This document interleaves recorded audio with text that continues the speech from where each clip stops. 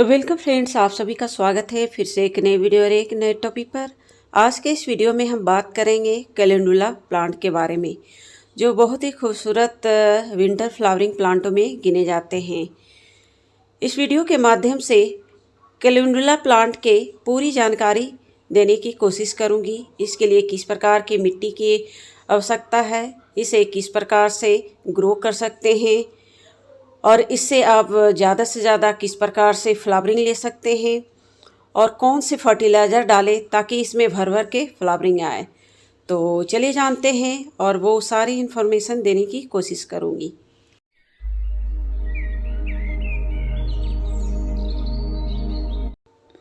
तो ये देख सकते हैं फ्रेंड्स, ये मेरे कैलेंडुला के प्लांट है जिसे मैं सीड से ही ग्रो की थी, जिसका वीडियो भी आप लोगों के साथ शेयर की थी और किस प्रकार की मिट्टी में लगाई थी उसका भी वीडियो मैं शेयर की थी।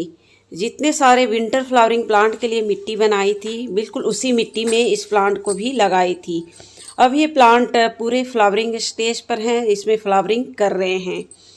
कुछ और कैलेंडुला के प्लांट मैं दिखाती हूँ, उसमें भी फ्लावरिंग कर रहे हैं, लेकिन फ्लावरिंग के साथ साथ कुछ इस तरह से फ्लावरिंग भी सूखते रहते हैं, यानी कि इसके फ्लावर ज़्यादा दिनों तक प्लांट पर सरवाइव नहीं कर पाते।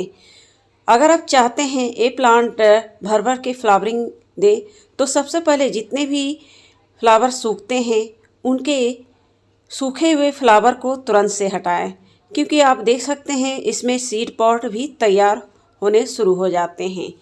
अगर आपको सीड चाहिए तो बिल्कुल प्लांट में सूखने दें, लेकिन अभी ये प्लांट पूरे अप्रैल मई तक अच्छे से फ्लावरिंग करेंगे अगर इस पर थोड़े से केयर करें।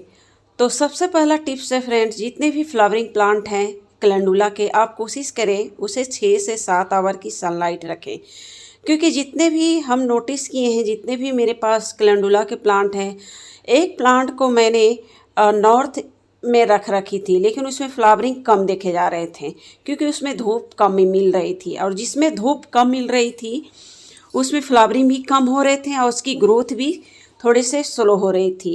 और ये जो फ्लावर प्लांट आप देख रहे हैं पूरे दिन की सनलाइट में रख रखी थी, जिसके कारण इस प्लांट की ग्रोथ भी देखी गई और इसमें ढेरों मात्रा में फ्लावरिंग भी आते रहते हैं। कितने फ्लावर आते हैं, कितने फ्लावर सूखते रहते हैं, यानी कि सबसे पहला टिप्स है, जितने भी कैलेंडुला के फ्लावर प्लांट हैं आप उसे ज़्यादा से ज़्यादा सनलाइट में रखें। और सबसे बड़ी जो टिप्स है फ्रेंड्स, कैलेंडुला प्लांट थोड़े से उपजाऊ मिट्टी को पसंद करते हैं, यानी कि जब भी आप इसकी मिट्टी तैयार करते हैं प्लांट को लगाने के लिए, थोड़े से उसमें कंपोस्ट की मात्रा दुगनी रखें, यानी कि 1 पार्ट के करीब आप मिट्टी रख सकते हैं, उसमें थोड़े से कोकोपीट मिला सकते हैं या फिर रेत मिला सकते हैं, उससे दुगनी आप थोड़े से कंपोस्ट मिलाएं। कंपोस्ट के तौर पर जो आपके पास अवेलेबल है, काऊ डंग या वर्मी कंपोस्ट भी ले सकते हैं। और इसके बाद जो ज़रूरी टिप्स है, ये प्लांट छोटे से छोटे गमलों में भी सरवाइव कर जाते हैं, यानी कि 8 से 10 इंच के गमले ही इसके लिए पर्याप्त है। ज़्यादा बड़े गमले आप ना लें इसकी अच्छी ग्रोथ के लिए।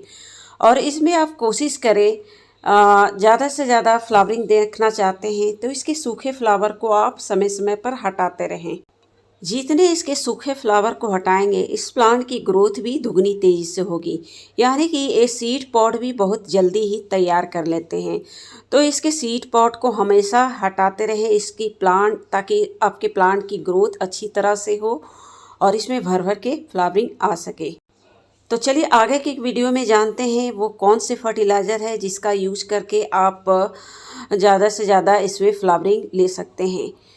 तो इस समय आप सभी के गार्डन में ये फ्लावरिंग प्लांट फ्लावर कर रहे होंगे, चाहे आप कटिंग से लगाए हों चाहे सीड से लगाए हों, वो सभी ये फ्लावर प्लांट फ्लावरिंग स्टेज पर होंगे।